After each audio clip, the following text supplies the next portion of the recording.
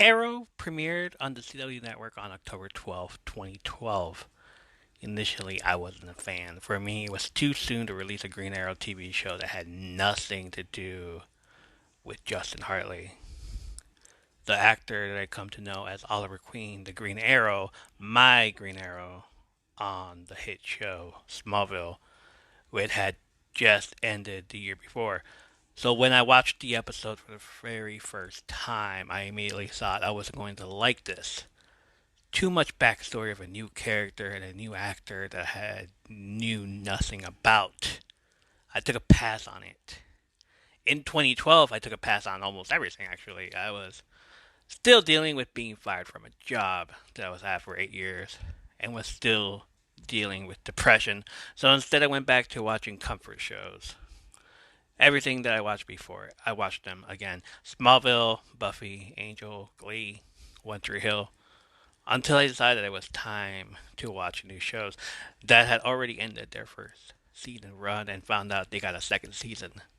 Teen Wolf, Elementary, Baby Daddy, Don't Trust the Bee in Apartment 23. Yeah, those. Arrow, on the other hand, again, passed. Okay, maybe not.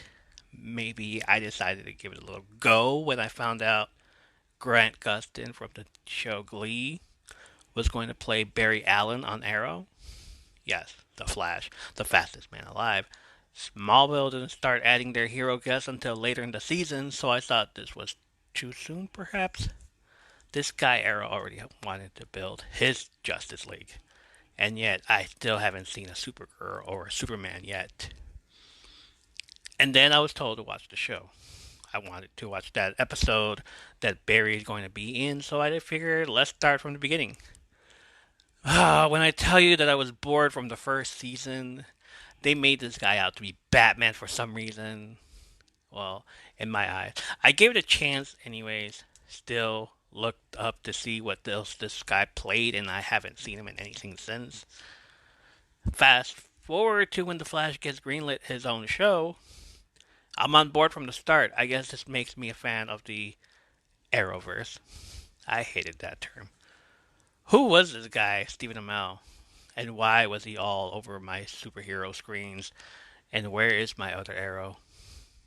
My other Arrow, Justin Hartley, will soon guest star in a lot of shows that since been canceled. A long running soap opera, some voice acting from some of my favorite shows and DC movies, and finally will show up on my screen again in 2016 on This Is Us. Initially, when I first saw that, hey, it's Arrow, but this isn't us. This is 2023, and this was last week. From an article on CNN, Stephen Amell is clarifying his comments about the current actor strike. Amell, who came to fame on Arrow and is currently starring on Heels on Stars, was asked about the actor strike over the weekend during an appearance at Galaxicon in Raleigh, North Carolina. I support my union, I do, and I stand with them, he says, in a video shared on social media. But I do not support striking, I don't. He added, I think that is a reductive negotiating tactic, and I find the entire thing incredibly frustrating. And I think that the thinking, as it pertains to shows like the show that I'm on that premiered last night, Heels, I think it's myopic. Amell subsequently clarified his remarks in a statement shared on Instagram last Tuesday, August 1st, 2023. Understandably, there has been a lot of reaction to the comments I made this weekend about our strike, his post began. To ensure there is no misunderstanding about my thoughts and intentions, I'm providing what I actually said in clarity, context, to ensure my feelings aren't unintentionally misinterpreted. We all know sound bites can be taken out of context, and I have too much respect for my fellow union members to not clarify the record. Amell then further explains his position on the strike. I understand fundamentally why we're here. My off the cuff use of the word support is clearly contradictory to my true feelings and my empathetic statement that I stand with my union, he wrote. Of course, I don't like striking, nobody does, but we have to do what we have to do. In terms of referring to the strike as a reductive negotiating tactic he found frustrating, Amell wrote, I emote, but I certainly don't think these issues are simple. Our leadership has an incredibly complicated job, and I'm grateful for all that they do. His statement continued. From an intellectual perspective, I understand why we are striking, but that doesn't mean it isn't emotionally frustrating on many levels for all involved. SAGAFTRA represents about 160,000 currently on strike against major film and television studios over contract terms related to compensation, artificial intelligence protections, and other issues. The strike commenced on July 14th. Writers in the industry have been on strike since May 2. CNN has reached out to representatives for SAG-AFTRA and a mail for further comment.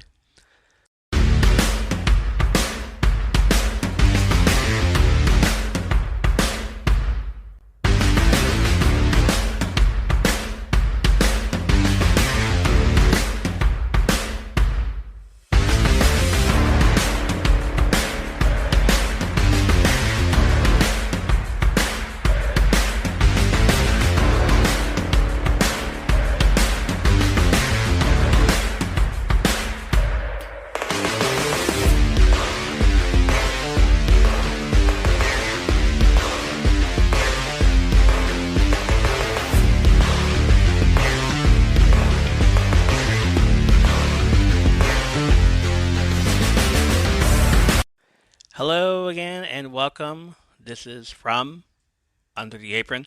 I had to. I know I was talking about This Is Us a little while ago. Great show. Check that one out. I saw the tweets everyone made. They hate the guy now, but I love the heel show.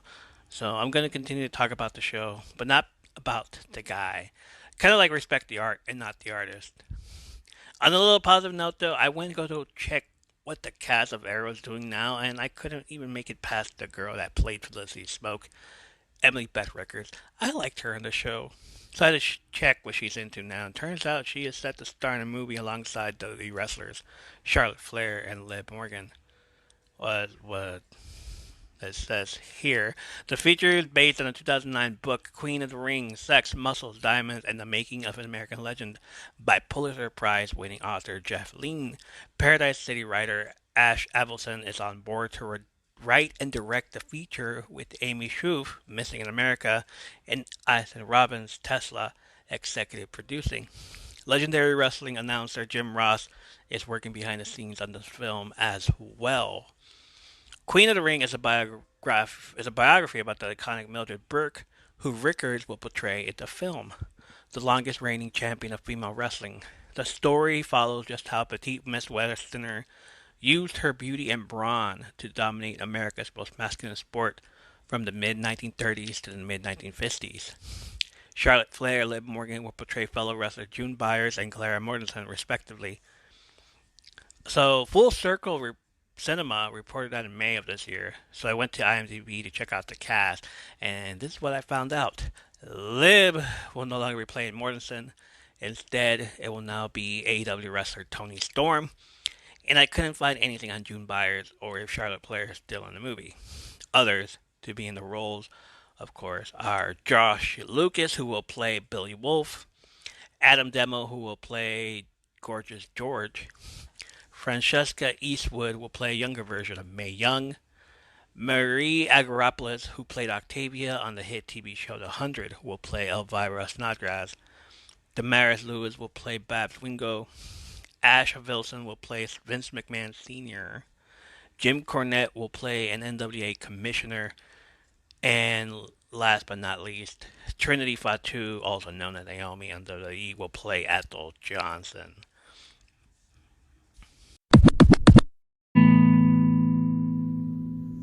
Hey, welcome to the Sweet Life Pod, the show where we create special moments with special people. I'm your host, Sakari Masters. In the Sweet Life Pod, we'll be discussing individuality, peace of mind, and how to attain and uphold meaningful relationships. If this sounds fitting, then follow the Sweet Life Pod on Spotify now. Thank you.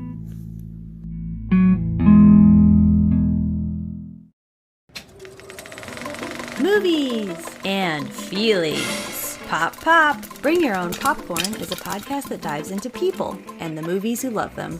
Let us preach to your choir or stoke your ire as we spiral down memory lane with cult classics, Jurassics, and other genres that rhyme with traffic. What we lack in education, we make up for with comedy, compassion, and camaraderie. I'm your host, Mixtape Majesty, inviting you to join me and an assortment of wonderful guests on fine podcast apps everywhere.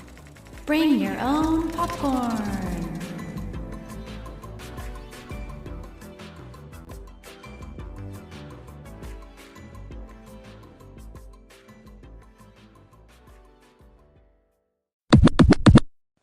Before we begin, as always, follow us on our socials to support us. From Under the Apron on Instagram, Spotify, and YouTube.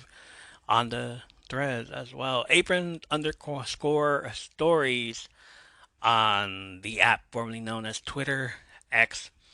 More info and the links on where you can listen or watch in the show notes. Listen to us on Apple, Spotify, or any audio media you can listen to a podcast on. Make sure to rate us and leave us a review. And if you feel you have this little feeling, if you feel you want a little bit more, support us on the Patreon. Become a top tier patron, and I'll shout you out at the end of every episode. Go to patreon.com/ From Under the Apron podcast for more information on that.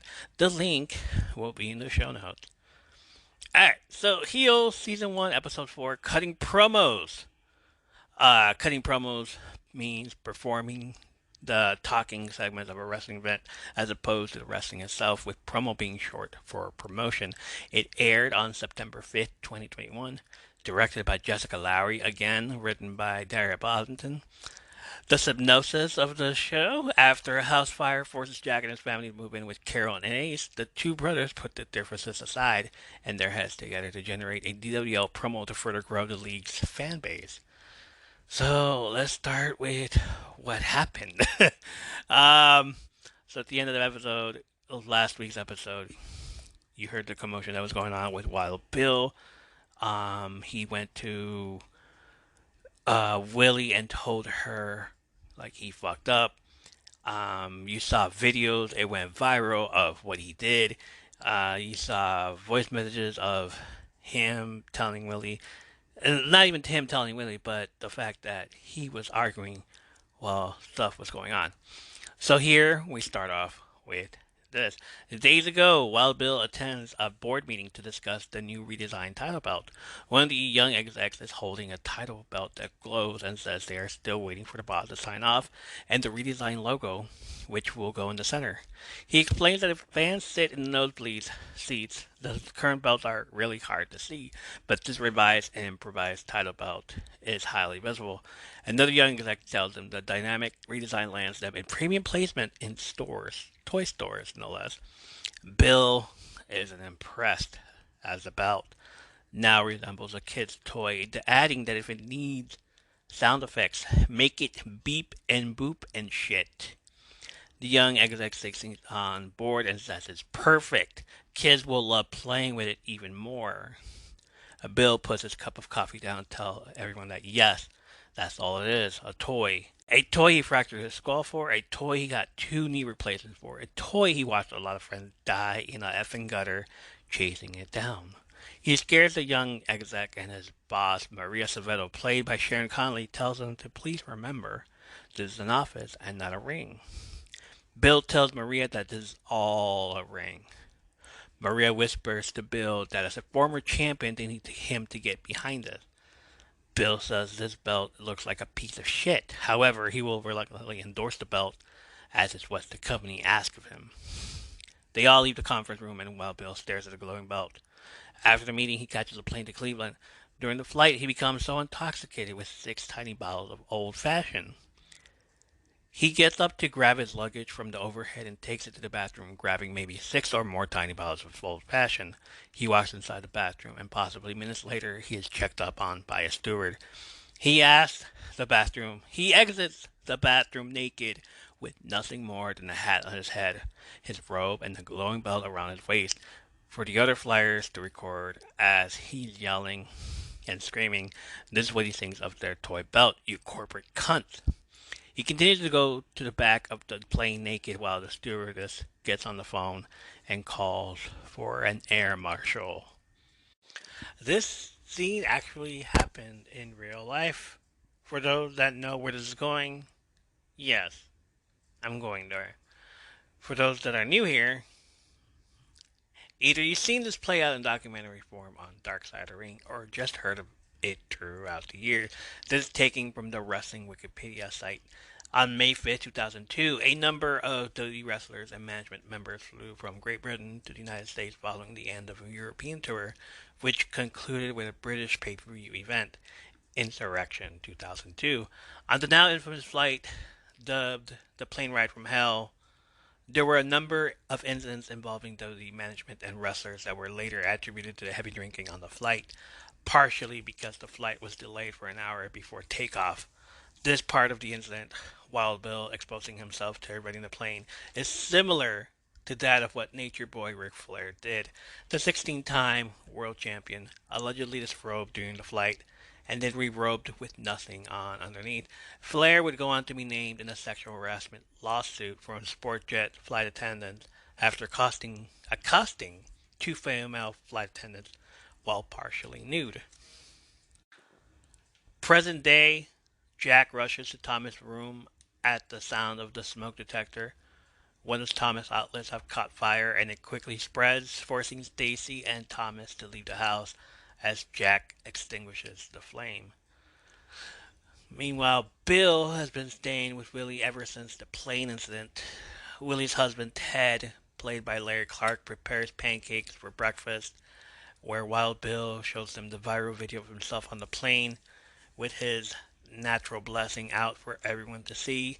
They are joined by Willie's daughter, Robin, played by Margaret Morris, real life daughter of Mary McCormick, who asks if he left anything for breakfast for her, and he laughs.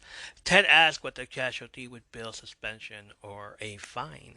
Bill says Boss Lady just wants him to lay low until she sorts things out. Ted says he imagines post 9/11 he has some U.S. Marshal issues here. Bill makes fun of Ted's usage of post 9/11 being a timely reference, and why not just say post Watergate or post Berlin Wall?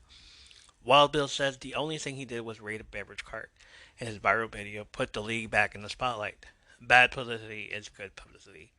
Willie chimes in with, but calling your boss the C word is not so much. Robin joins in on the conversation and asks if the C word, the cock word, or the cunt word. Both Willie and Ted reprimand Robin, saying they say the C word because it's impolite to say the actual word. Wild Bill explains to Robin that both C words are actual representation of his bosses, who are corporate assholes, who constantly dismiss the input of mavericks like himself. Icons who built a global enterprise and who now must watch it be destroyed by ruthless lust for money. Cockword and cuntword, the lot of them. Ted is in the background groaning like this man has been in his home for 5 minutes. He's already frustrated with him. Bill tells Robin, don't be afraid of words or people. The fire department reveals that the squirrels chewed through the house wiring, which will cost more than they have to repair. With no type of emergency cushion, Stacy is contemplating getting a job, but Jack asks that she hold off as he has a meeting with Eddie Earl, who could be potentially interested in investing the DWL. In the meantime, they'll be staying with Mama Carol. At the Dome, Rooster, Apocalypse, and Diego are playing cards and discussing bedroom habits whilst Crystal cuts Bobby Pin's hair into a mullet. He questions if Ace ever said sorry for what he said to Crystal the other night, but he isn't the sorry type, Crystal replies. When she finishes his cut, Diego steps up and asks her if she could cut his hair, but he's short on cash, but he says he has this $20 gift card for TGI Fridays. Bobby asks Crystal to stop by his trailer before she leaves, as he has something to run by her. The boys make fun of Bobby trying to run game on Crystal. He leaves, and Diego asks if Crystal thinks that Bobby has lice. He don't trust that mullet. Crystal asks Diego what about that beard of his. As promised, Crystal stops by Bobby's trailer, which he got from his grandfather. Bobby reveals that he likes to write, mostly rap lyrics. But he also started 4 graphic novels. He then looks to Crystal for answers on who is Bobby Pin, meaning he hardly understands his own character. Willie wants to continue his story with Ace, but she says that his gimmick sucks, so he wants Crystal's help with generating a new gimmick. One, he can inhibit. Crystal corrects him by saying inhabit. Bobby doesn't know the difference, so Crystal tells him the definition. One prevents you from doing the thing that you want, inhibit. The other, you become the thing you want, inhabit. Bobby says English is an amazing language, while Crystal laughs and says she does crossword puzzles. Bobby tells Crystal he's insecure about his ideas, and if he tells Jack, then Jack is not going to give him a push. Crystal tells him not to overthink about Jack or will or won't do. Bobby asks Crystal to help him think of something badass, and he's asking her because he thinks she's badass and people respect her. He plays her new song he's been working on, but she isn't convinced that the rap route is right for Bobby. Oh, come on, don't tell me you forgot his entrance music already. Don't worry, he made a remix. Here it is. Well, this is it. Yeah.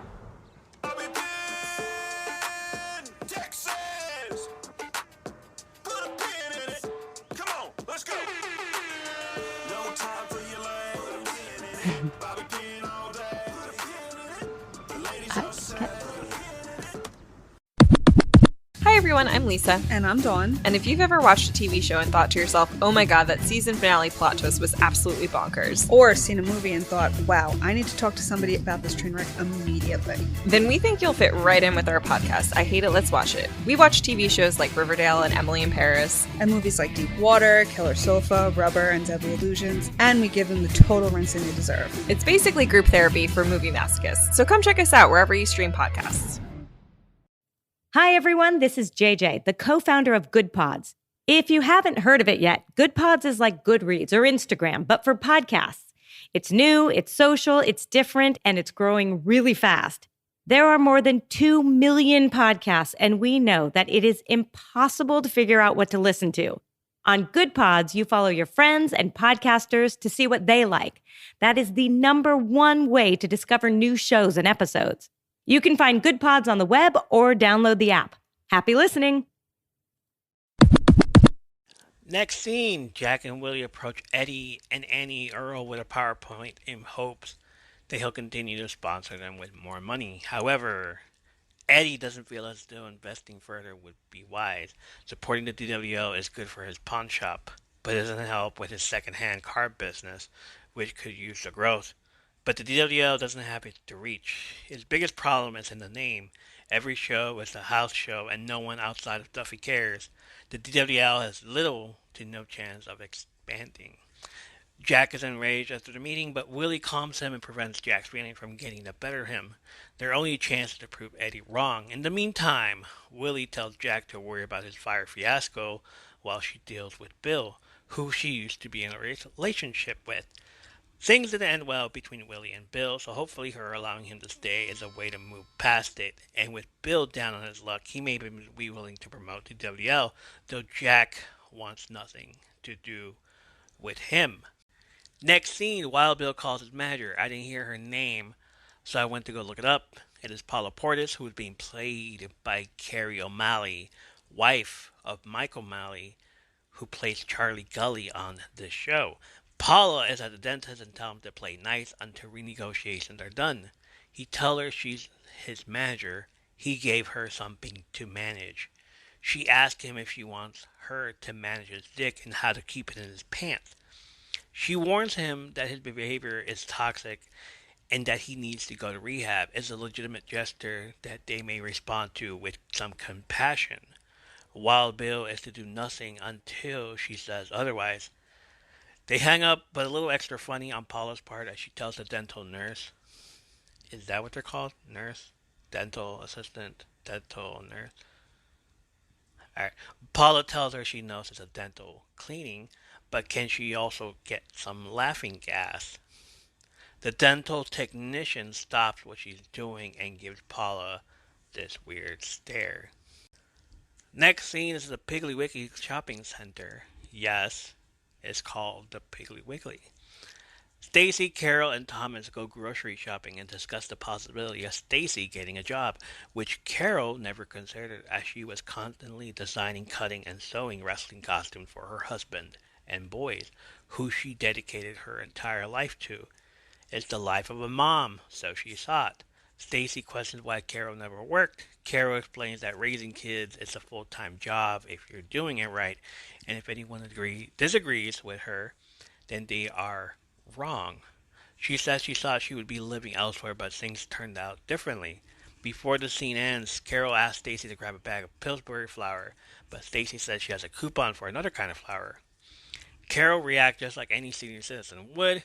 At this stage of her life, she finds something that works for her and she sticks with it, so Pillsbury for her. Stacy smiles at her son and grabs a Pillsbury flour bag. Next scene, Crystal sketches a picture of what she believes could be Bobby's new costume. His new name should be Bobby 85, as he already has the mullet to match. The 85 refers to the golden age of wrestling, when wrestlers had wild, long hair, and more importantly, mullets.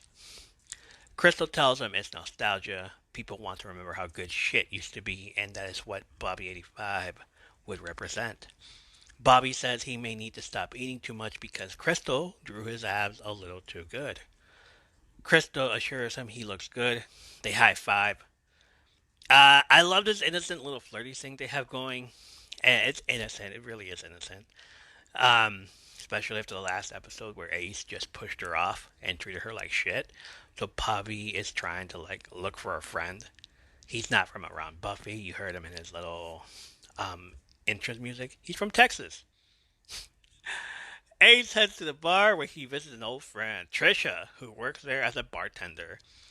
Trisha, played by Elizabeth Posey, who's been on It's Always Sunny in Philadelphia and Euphoria, and is also the cousin of one Tyler Posey, who you know him best as Scott McCall on the hit TV show Teen Wolf.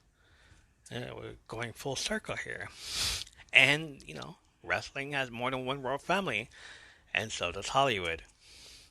Trisha, who's looking like a hot ass smoke show, wearing short shorts and what looks like a bandana around her chest. A red bandana looking strappy top. What do y'all call that, lady? Okay. Her and Ace flirt for a minute, gets him a beer and 24 wings, and tells him that Bill is boozing and blowing oxy in the bathroom. Ace doesn't want to take chances, so he asks Trisha for those wings to go. She tells him that she gets off in an hour if he wants to stick around and flirt with her some more, and they can hang out after.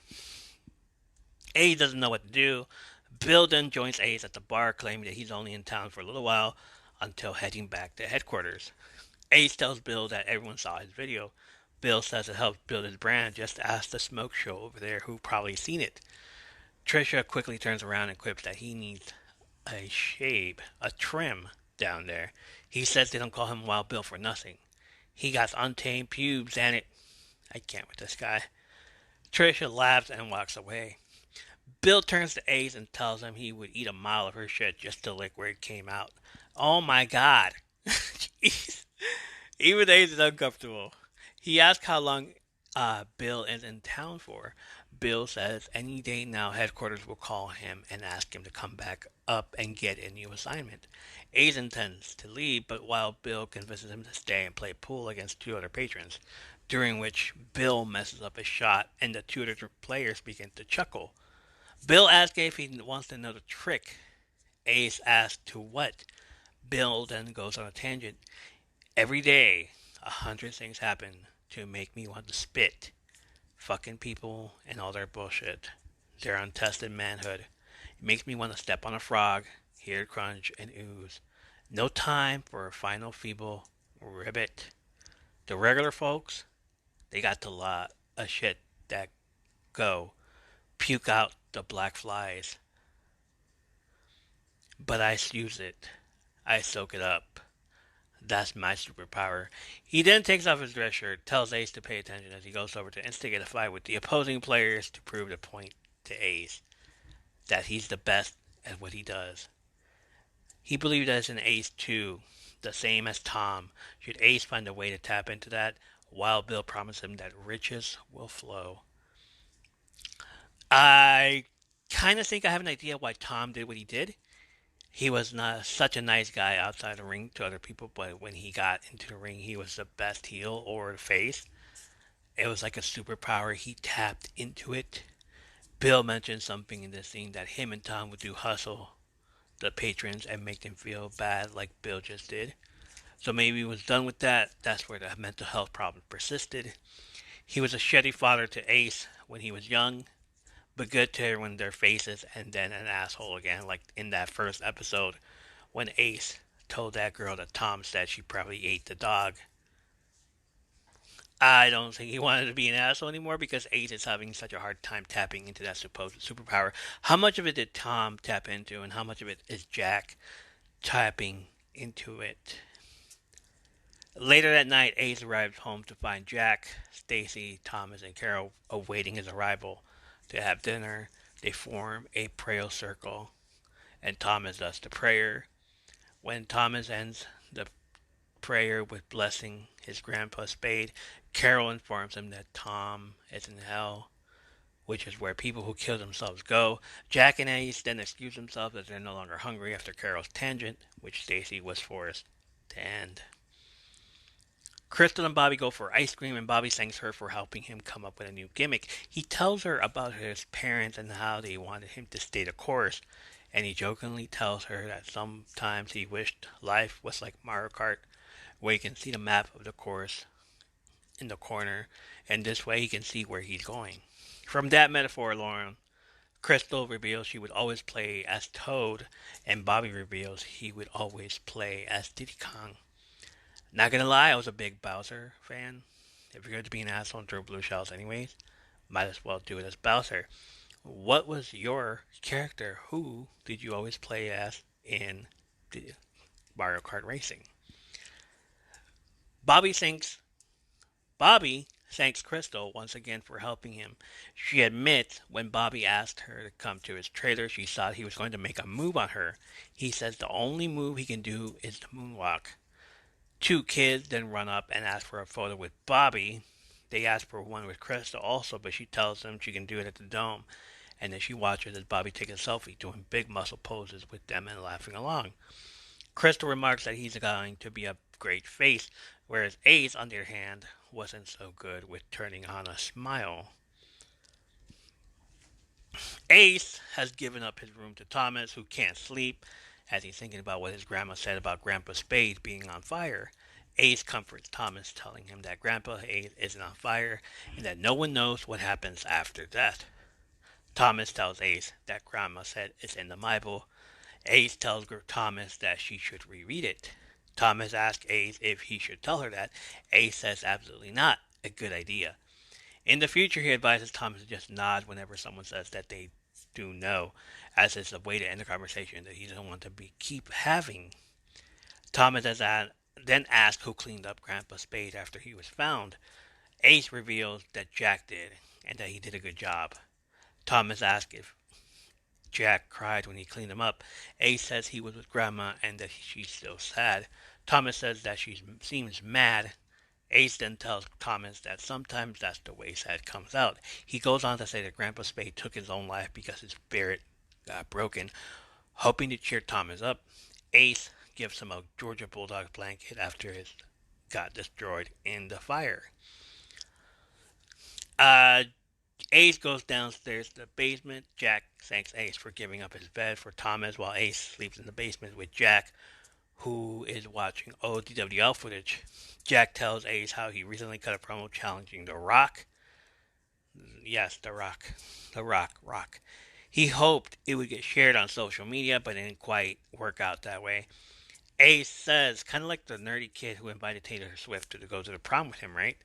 Jack says yes. Ace says how cheesy the old footage of Wild Bill and Tom Spade doing old promos were. Jack quips, it was innovative. They were innovators. Now it's been done to death. Ace remarks how Gully's promos are more cinematic, but Jack isn't interested in his input, shutting Ace down, leaving him to question if you have to be an asshole to be a heel. Jack asks if Ace is really asking or is he calling him an asshole. Jack explains that one is not reliant on the other. To be a heel, he simply needs to be able to take the heat and separate work from life. Jack then gives Ace a chance to help with the promo. Wild Bill gets a call from his boss Maria, who reveals that he's been let go from the company. He says that Jack just about the most insincere thing he heard in his life and pouts as he crosses his arms in the bathroom.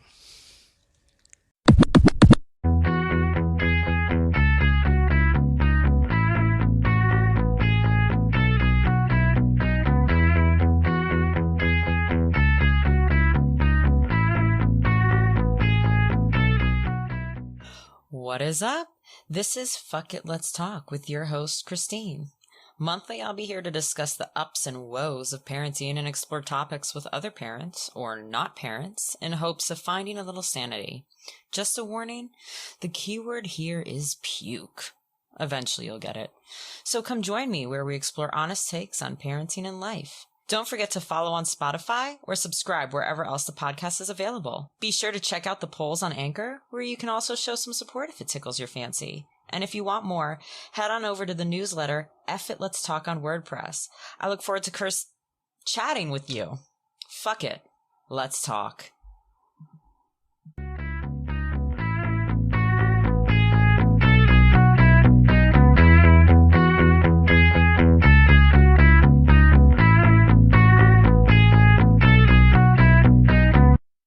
You're listening to Mama Murdered a Podcast. I'm your host, AB. Mama Murdered a Podcast is a podcast where me, the mama, will be killing it on the podcast. We'll be taking a deep dive into things that are hard to talk about and even harder to believe that these things actually happen in the world that we live in.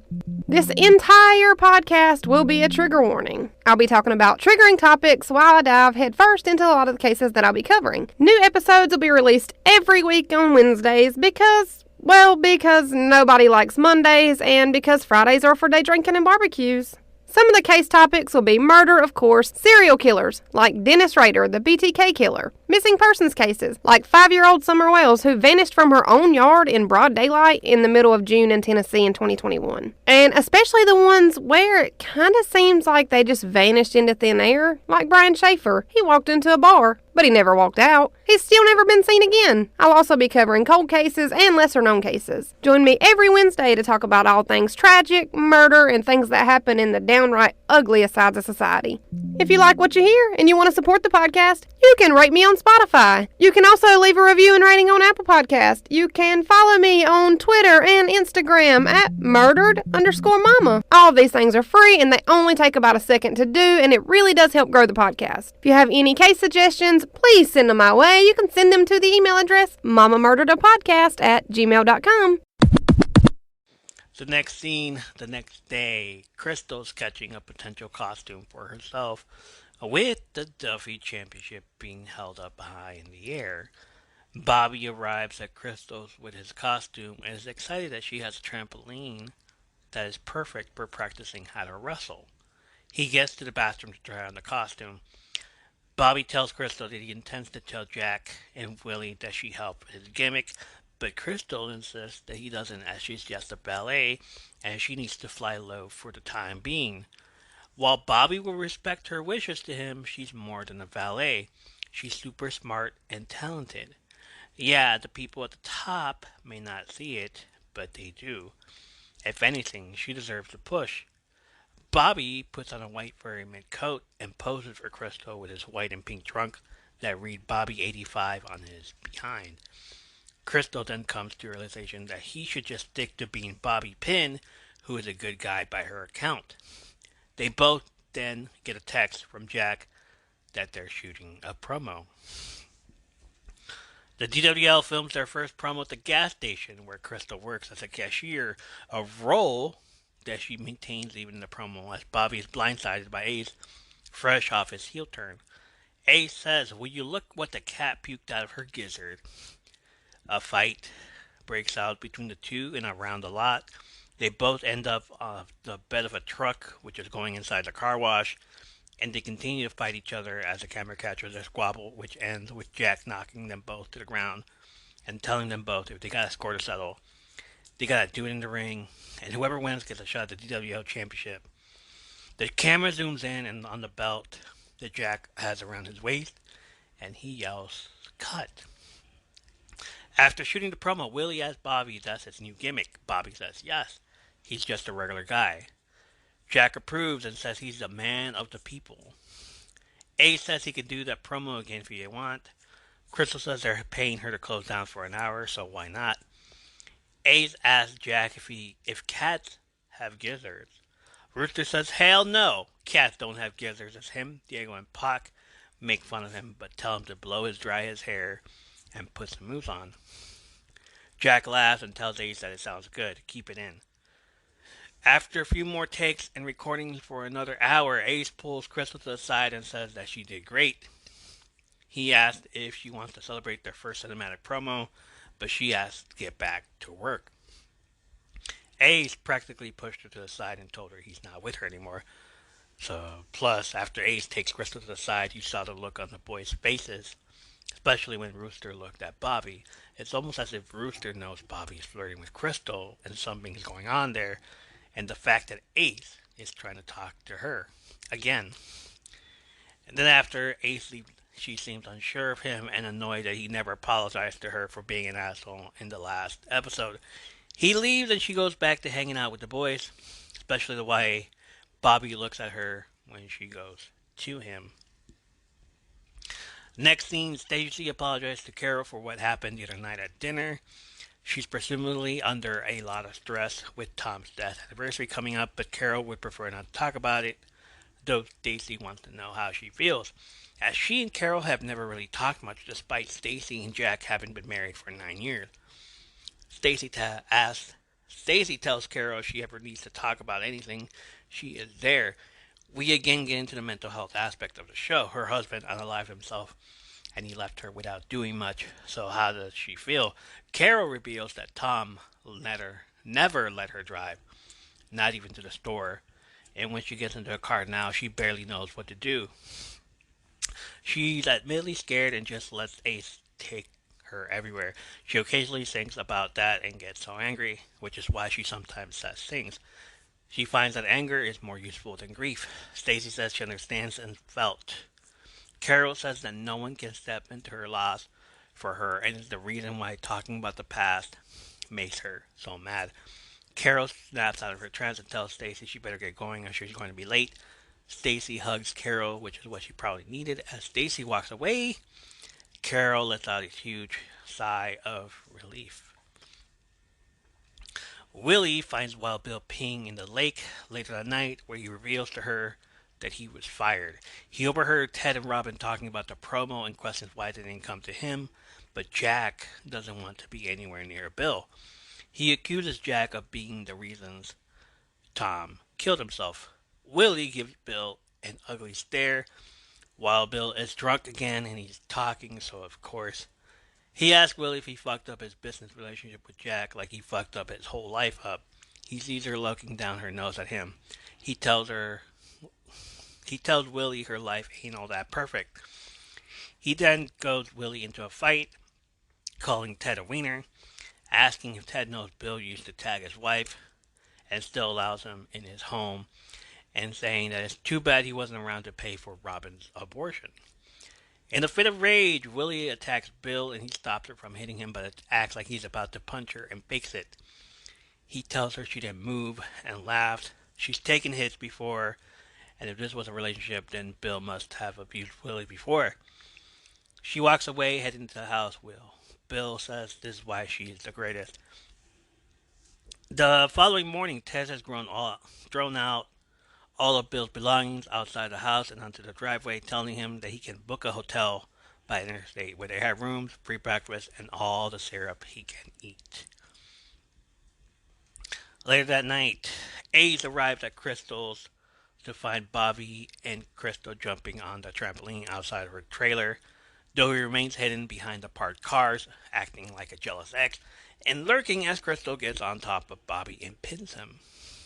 Later that night, on his way to the car, he asks Crystal when she would like to get some ice cream, but she doesn't think it would be a good idea for them to be seen too often in public, considering that she's Ace's valet and he's Ace's rival. He arrived at his truck to discover that his car been keyed, though he isn't too upset, surprisingly. Crystal looks around to see if anyone's around looking, but she might have an idea who it might have been. Next scene, Ace is in the back porch drinking a beer and looking out into the distance at the mess he just made. Carol joins Ace and tells him not to wallow in his foul mood, as his father did the same before taking his own life. Ace tells Carol his dad was mixed up and checked out. While he may have taken his own life, Ace says that his father isn't in hell. He then tells his mom that Judas betrayed the Lord. His dad wasn't Judas. He's sure God must have known that. He then reveals how often he hears the gunshots in his head. Despite it being nearly a year since his death, Ace can't sleep. Ace can't sleep without playing music, as he hears the gunshots when it's too quiet. Carol tells him to separate himself from the sadness, but Ace would rather listen to it and sort through it. He noticed that his mother stopped smiling long before his dad killed himself, and suggests that she look into why that is. Maybe she'll be happy again. Stacy calls Jack and asks about his day. She then tells him that she got a part-time job at the grocery store. Stacy thinks back to Carol, and she doesn't want sewing costumes for the WL to be the only thing she is good at. Stacy also wants to go back to school eventually, but in the meantime, she needs something to occupy her time. So Jack supports her in her attempt to find happiness. Next scene, Ace has sex with Trisha after he tells her about how his dad used to always tell him to hold it together. However, she doesn't seem much interested in what he has to say and asks if he wants to go again. He says yes, and they do. Black Eye by Uncle Tupelo plays through the ending for the episode, and we see Jack visit Wild Bill at his hotel room to tell him to leave Ace alone. But when he finds him at the ice machine in complete misery, Jack simply leaves. Bill spends another night getting drunk. He gets onto the roof of the motel, jumps up and down, and yells while the camera zooms out to reveal all the lights being turned on from all the commotion. Plus, him yelling this. Fuck yeah. I'm Wild Bill Hancock, and I am here! I am alive! Wake the fuck up, y'all! Who wants to play? Who wants to play? Who wants to play with Wild Bill? And the scene fades to black to play the credits. There's no point in doing the rating system when I'm the only one doing them. So I'll just tell you what I saw of the episode instead and my take on 3 specific scenes. First, Wild Bill's very centric arc of working for a major company, getting drunk, and still not accepting rehab as his major problem because he has a major problem and he's not admitting it. He gets fired and then continues to take it out on the people around him. Willie told Jack that the sex was good, but there was something going on there, and that's something else you saw when Wild Bill fake punched Willie, and he saw that she didn't move. My take on that is that they were in an abusive relationship, and that's how it ended as well. Jack told Ace not to take the heel aspects of his persona home, and this is what he meant by that. Wild Bill acting like a heel even as he was drunk. Second, Ace drove up to Crystal's with his music blaring, and neither Crystal or Bobby heard any of it while they were playing around on the trampoline. Weird. And if Ace was the one that keyed Bobby's car, you're telling me they couldn't hear it? Ace even slammed the door to his car, so he too has a lot to work on. If something doesn't go his way, he just moves along. Crystal told Bobby they shouldn't hang around with each other because they would look right, saying that she's a valet of a heel and Bobby is a face. This again reminds me of that time Hacksaw Jim Duggan, a face, and the Iron Sheik, the biggest heel, were road tripping and was stopped by the police for smoking weed together. And third, Jack trying to keep it together throughout this whole episode. His argument with Eddie and Annie Earl about being sponsored and getting back up for his website. His house being on fire, moving to his mom's house for a bit, and still having to work while his own mom thinks that his dad's burning in hell for what he did to himself. Also making sure Wild Bill never comes around his family or any of his people. Again, he's a protector. You can tell right away he's trying to protect his family. The fire, he doesn't want to hear his mom say that his dad's in hell. He leaves. And again, with Wild Bill, like, if Wild Bill wasn't out there looking like in complete misery, he probably would have told him something or punched him in the face. It was a great episode. I enjoyed it. Watched it various times. I loved the fun aspect of shooting the promo, and is where everyone had fun doing it. So there's that. I hope you enjoyed it also. But that's going to do it for this episode. I'm still going to talk about the show at future episodes, wrestling related. As always, follow us on our socials and support us. From Under the Apron on Instagram, Spotify, YouTube, the Threads, Apron_stories on the app formerly known as Twitter X. More info on the links where you can listen or watch in the show notes. Listen to us on Apple, Spotify, or any other media you can listen to podcasts on. Make sure to rate us and leave us a review. And if you feel you want to do a little bit more, tiny bit more, go to patreon.com/From the Apron Podcast. Support us on the Patreon. Become a top tier patron and get patron privileges.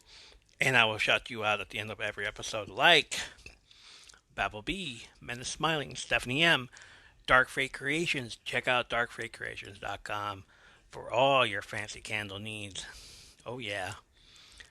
Jolene, Seizure Queen, Purple Haze 94, Brenda Lamore 1, Zach W. Change his name to AW. I get it. Not gonna mean anything for a while. Rowena the Queen of Persia, OMG is Ren, Jay Wowzer, OG Just Peachy, Hydrangea Water, The Grunge Witch, Hannah Time, Messenger of Stupidity, My Favorite DJ, DJ Aaron, The Wee Daddy, Rabbit Orlando, Collector of All Things Sentimental, Philly Millie, Cloudy November from the No Is a Sentence podcast. Check out that podcast. Turtle Boy Flores, Happy Chic Blog, Celestial Moon Goddess, Dude 4, Sippy Hippie, Strawberry Chaotic, Lady Dabigail, Full Heart Earth, Cookie Monster Kalani, Ugly Hag on the Rag, Swifty Ever After, Lust for Life, Mermaid Kisses, Art Goblin 666, Nikki Hartwell, Scorpion Deathlock, Just Another Dude, Tumble in the Jungle, Shamika with 1E, Jabroni Baloney, Lucid Dream 619, Hey, it's Yuzu, MF Demo, HCakes25, Two Hearts Intertwined, Dash, Keeft Fairy, Asian Smith, Son of a Teacher Man. The only love that could ever reach me was a ton of a teacher man. Yes, he was. Mighty Sovereign, Spiral 666, Alipat, Amir Kazim, Swampy the Shine Stone Sprite 444, Beth Entrepreneur, I Am Garrett, The Last Jedi, The Office of the Commissioner, Swift Things, Monir's Ruin, and Lily Linguini. Thank you guys for supporting this podcast. Patreon.com/From the Apron Podcast. Get your name shouted out. Support the podcast.